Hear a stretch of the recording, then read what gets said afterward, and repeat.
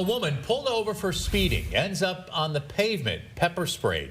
Tonight, the state police officer involved is facing criminal charges. And the reason it all happened over a piece of makeup. Western Mass News reporter Reagan Lokri has been following the case, and she now joins us live in studio with the details. Reagan. Yeah, that's right, Amanda and Chris. In less than 2 minutes, a routine traffic stop became the subject of a criminal case.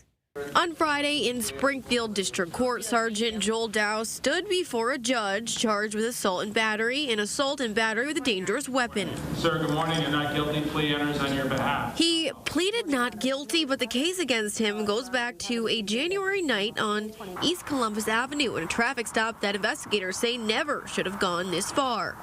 Doust pulled over a woman for speeding and drifting between lanes, a routine stop. Doust tells the woman he thinks he saw drug paraphernalia in her purse. He orders her out of the car, and she complies. Court documents say she was shocked, frightened, and crying, asking, "Why are you doing this?" When Doust used an armbar takedown to throw her to the pavement. With her on the ground and other officers just arriving on scene, Doust sprayed her in the face with pepper spray. Doust searched the car, no drugs, no weapon. In his own report, he admitted the item in her purse was just a piece of makeup. She was never arrested, and she was handed a written warning for a lane violation and let go. State police investigators say Doust used force that was, quote, unlawful and disproportionate for a simple traffic stop and never attempted to de-escalate.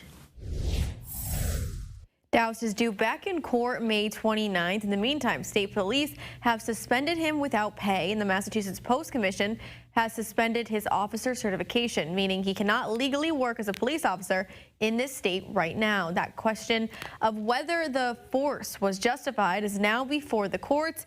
In studio, Reagan Lokri for Western Mass News.